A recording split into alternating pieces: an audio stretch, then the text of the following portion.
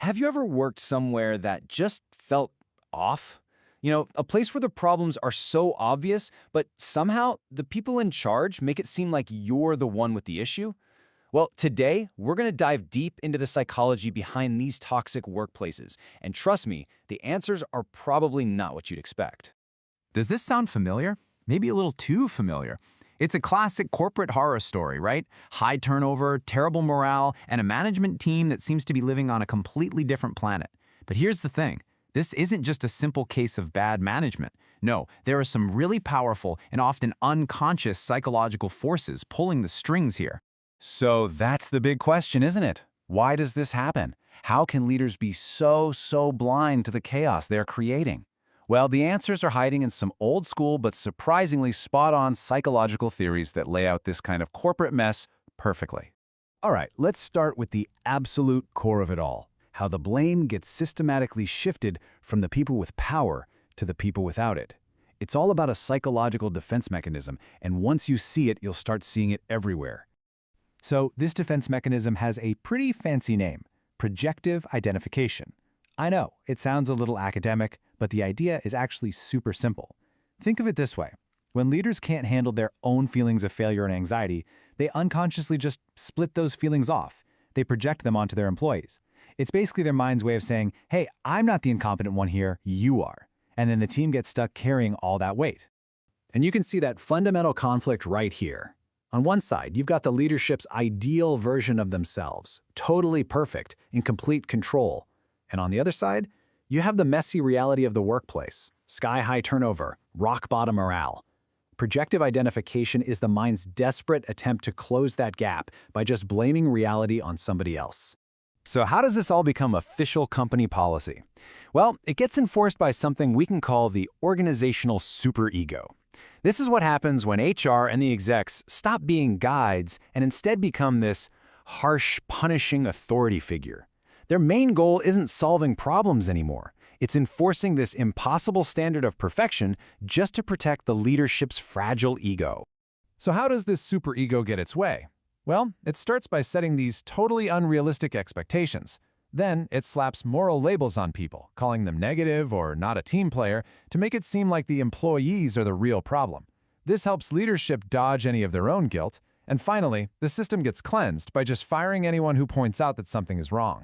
So we've got a system that protects itself by pointing fingers. But it actually gets even deeper than that. The organization now has to actively fight against any piece of evidence, any shred of truth that might break the illusion. It becomes a war on reality itself. This whole process follows a really predictable pattern, what's known as the fight-flight response. First comes the threat, a painful fact they can't ignore, like terrible morale numbers. The first instinct is flight. They run from the truth, saying things like, oh, it's just a few personality clashes. But when the truth keeps popping up, they switch gears to fight, and they start attacking the very people who are trying to speak up. This leads to a state that is, frankly, pretty scary. The psychologist Freud and Bion called it -K, or -K.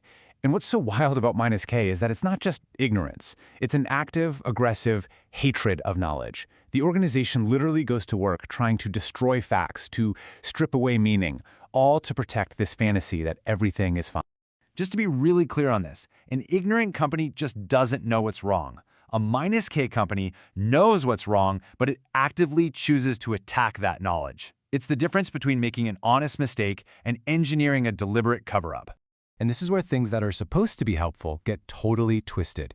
An employee survey is no longer a tool to understand the truth. In a -K state, that survey becomes a weapon. It becomes a ritual to find new scapegoats, to blame them for their negativity while completely ignoring what the data actually says. So, what is the ultimate goal of all this projecting and blaming and truth denying? It's to build the perfect, self-serving echo chamber. And that's what's called the narcissistic mirror. After getting rid of all the dissenters, the leadership starts hiring yes-men. The whole point is to build a team that reflects back only what they want to see, this perfect, idealized image of themselves. You end up with a company culture that's been completely cleansed of inconvenient things, like reality. Okay, I know that was a really heavy diagnosis. But if you find yourself in this kind of situation, you are not helpless. The most important thing is to protect your own mind, your own sanity. So how do you do it? How do you break free? Here is your survival guide. Step 1. Recognize what is actually happening. You're being used as a container for their anxiety. Step 2. Reality test. Document the facts, write down your achievements, save positive feedback, track project outcomes. This helps you tell the difference between their projection and your actual performance. Step 3, and this is absolutely critical, refuse to internalize their labels. Their judgment is a symptom of their dysfunction, it is not a reflection of your personality. And that leads us to the fourth and maybe the most important step. Choosing to leave is not a failure.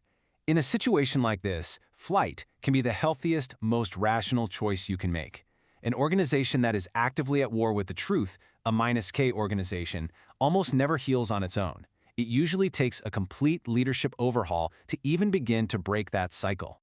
So, as we wrap this up, I want to leave you with one big question to think about. Look at your own workplace. When a challenge comes up, is the energy focused on actually solving the problem and learning from it? Or is all the energy spent managing how things look, finding someone to blame, and fighting the truth? The answer tells you everything you need to know.